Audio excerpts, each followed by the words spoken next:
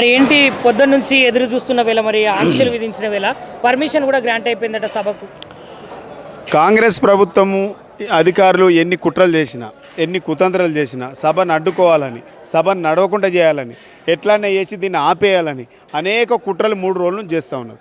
అయినా గౌరవ న్యాయస్థానం ఇలా నిరుద్యోగుల సమస్యలను తెలుసుకొని వారి పక్షాన నిలబడి ఇలా బీఆర్ఎస్ పార్టీ వేసినటువంటి పిల్లుకు ఇలా సమాధానంగా తీర్పు ఇలా ఖచ్చితంగా సభ పెట్టుకోవచ్చని కొన్ని నిబంధనలతో కూడుకున్నటువంటి పర్మిషన్ ఇవ్వడం జరిగింది. డెఫినెట్గా కోర్టు నియమ నిబంధనలకు లోబడి ఈ సభను విజయవంతం చేసుకుంటాం. కానీ కాంగ్రెస్ పార్టీ చేస్తున్నటువంటి చిల్లర రాజకీయం మానుకోవాలి.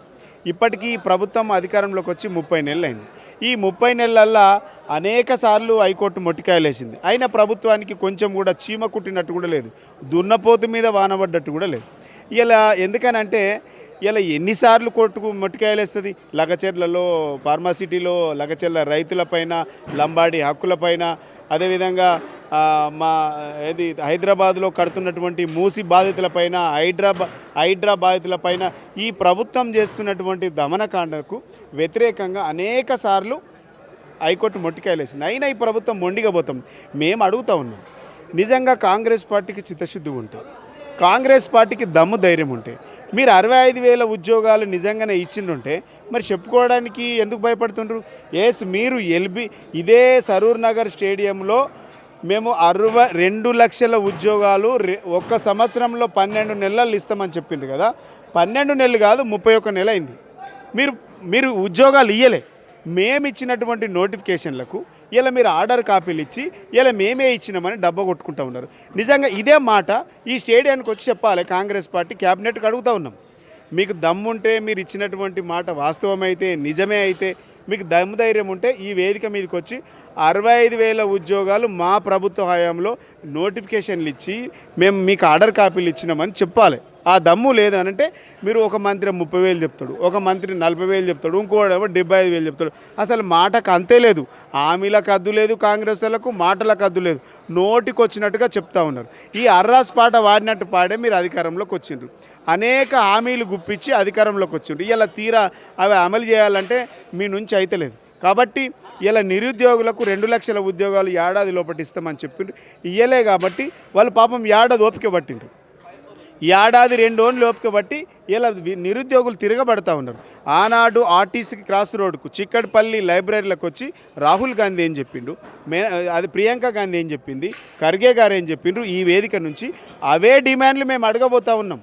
ఆ డిమాండ్లు అడిగితే ఇలా మాకు పర్మిషన్ రాకుండా మా మీటింగ్లు అడ్డుకోవడానికి ఇక్కడ ఈ జేఏసీల విద్యార్థులందరూ కూడా ఏదో అమ్ముడు పోయినరని, వాళ్ళు పేడని రకరకాలుగా విద్యార్థులను, నిరుద్యోగులను కించపరిచే విధంగా, వాళ్ళ ఆత్మస్థైర్యాన్ని దెబ్బతీసే విధంగా ప్రభుత్వం మాట్లాడడం చాలా బాధాకరం, దుర్మార్గం.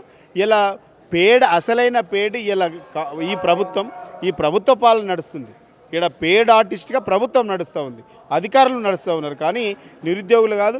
నిరుద్యోగులకు ఇచ్చినటువంటి మాట ప్రకారం 2 లక్షల ఉద్యోగాలు ఇస్తారా ఇయ్యరా ఈరోజు జరగబోయేటువంటి క్యాబినెట్లో ఇలా తేటతెల్లం కావాలనేసి ఇలా మీరు అసెంబ్లీలో కూడా జాబ్ క్యాలెండర్ అన్నారు. జాబ్ క్యాలెండరు జాదు క్యాలెండర్ అయింది. ఇప్పటి వరకు దిక్కు లేదు, దివాన్ లేదు. ఇలా జాబ్ క్యాలెండర్ పెట్టి కూడా దాదాపుగా 16-15 నెలలు అవుతుంది. ఇప్పటి వరకు దాని మీద అతిగతి లేదు. అంటే కాంగ్రెస్ పార్టీ టోటల్గా అబద్ధాలు చెప్పి, మోసాలు చెప్పి, చెప్పిందే చెప్పి, మళ్ళీ చెప్పి 30 నెలలు గుంజుకొచ్చారు. ఇంకో 20 నెలలు, ఇంకా 30 నెలలు ఎట్లా గుంజాలని చూస్తూ ఉన్నారు. ఇది కాంగ్రెస్ పార్టీ విధి విధానాలు. డెఫినెట్గా ఇలా కాంగ్రెస్ పార్టీ ప్రభుత్వం పతనం, ఇలా యువ సంగ్రామ సదస్సు ఇలా ఈ సరూర్ నగర్ స్టేడియం నుంచే మొదలైంది, రాసుకోండి అని హెచ్చరిస్తూ ఉంది. ఇప్పుడు మరి ఈ యువ సదస్సు ఏదైతే ఉన్నదో, ఈ నిరుద్యోగుల సదస్సు ఏదైతే ఉన్నదో, మరి ఈ సదస్సుతోటైనా తెలంగాణ రాష్ట్ర ముఖ్యమంత్రి రేవంత్ రెడ్డి గారికి బుద్ధి వస్తుంది అంటారా? మరి ఉద్యోగాలు ఇవ్వాలి, పాపం నిరుద్యోగులు కదా, మరి నిరుద్యోగుల పట్ల ఏమన్నా కొంచెం మళ్ళీ చిత్తశుద్ధి తెచ్చుకొని బుద్ధి రావాలి, జ్ఞానం రావాలి, మేల్కోవాలని కోరుకుందాం. నిరుద్యోగులకు ఉద్యోగాలు రావాలని కోరుకుందాం. ఇంకా కూడా మారకపోతే నిరుద్యోగులైతే మిమ్మల్ని అధికారంలోకి తెచ్చిండ్రో అదే నిరుద్యోగులు రేపు అధికారం కూల్చడానికి, మిమ్మల్ని ఓడించడానికి, మిమ్మల్ని బొందబెట్టడానికి రాజకీయంగా వాళ్ళంతా సిద్ధంగా ఉన్నాం.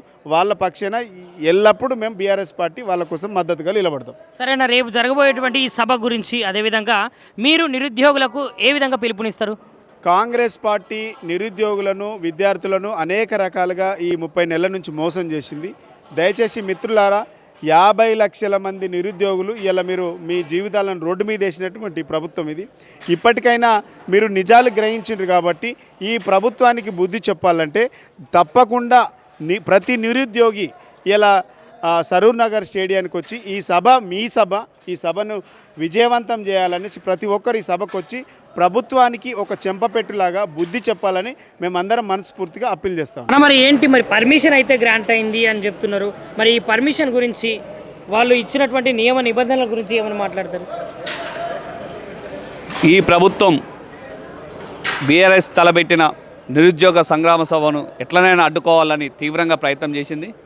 అయినప్పటికీ న్యాయం, ధర్మం అనేది బీఆర్ఎస్ పార్టీ పక్షాన ఉంది కాబట్టి ఈరోజు గౌరవ హైకోర్టు మాకు ఈ సభకు అనుమతించడం జరిగింది.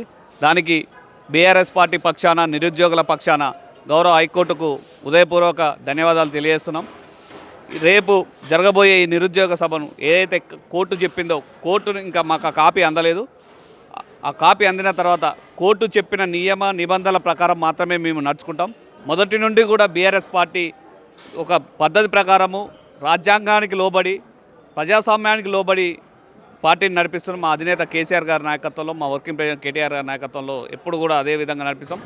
తెలంగాణ ఉద్యమం కూడా శాంతియుతంగా నిర్వహించి ఎక్కడ కూడా హింసకు తావు లేకుండా రాజ్యాంగబద్ధంగా తెలంగాణ రాష్ట్రాన్ని సాధించిన పార్టీ బీఆర్ఎస్ పార్టీ.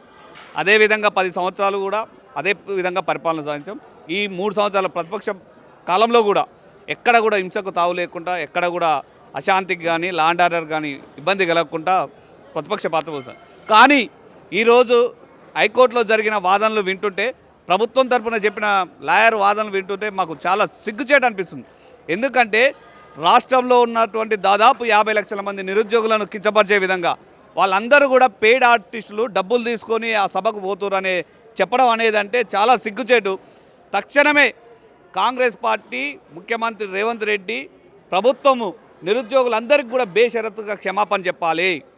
ఈ మాట అడ్వకేట్తోని కాంగ్రెస్ పార్టీ, కాంగ్రెస్ ప్రభుత్వం చెప్పించినందుకు నిరుద్యోగులందరి పక్షాన కూడా తక్షణమే వారందరికీ క్షమాపణ చెప్పాలి. లేకపోతే ఏ నిరుద్యోగులకు మోసము, కల్లబొల్లి మాటలు చెప్పి గతంలో ప్రతిపక్షంలో ఉన్నప్పుడు అన్ని కల్లబొల్లి మాటలు చెప్పి 2 లక్షల ఉద్యోగాలు ఒకటే సంవత్సరంలో ఇస్తామని చెప్పి వారిని నమ్మించి మోసం చేసి గద్దెనెక్కిన రేవంత్ రెడ్డి, కాంగ్రెస్ పార్టీ, అదేవిధంగా రాహుల్ గాంధీ, ప్రియాంక గాంధీలు తప్పకుండా మూల్యం చెల్లించుకోవాల్సి వస్తుంది. వాళ్ళ ఓట్లతో గద్దెలెక్కి తర్వాత మీరు ఉద్యోగాలు సంపాదించుకొని, ముఖ్యమంత్రి, మంత్రి పదవులు సంపాదించుకొని ఈరోజు ఆ వర్గాలనే విస్మరించే విధంగా 3 సంవత్సరాల నుండి వాళ్ళని పట్టించుకోకుండా ఉంటారు. తప్పకుండా వాళ్ళ పాపం, వాళ్ళ ఉసురు మీకు తగులుతుంది. కాబట్టి ఈరోజు ఆ నిరుద్యోగులకు అండగా ఉండాలి, ఆ నిరుద్యోగుల పక్షాన ఉండాలనే ఈరోజు బీఆర్ఎస్ పార్టీ ఆధ్వర్యంలో నిరుద్యోగ సంగ్రామ సభ చేస్తున్నాం. రేపు ఈ సందర్భంగా మేము పిలిపిస్తున్నాం. రేపు 10 గంటల కల్లా ఈ రాష్ట్రంలో ఉన్నటువంటి నిరుద్యోగులు, విద్యార్థులు అందరూ కూడా పెద్ద ఎత్తున స్వచ్ఛందంగా ఈ సభకు తరలి రావాలి. ఈ సభను విజయవంతం చేయాలి.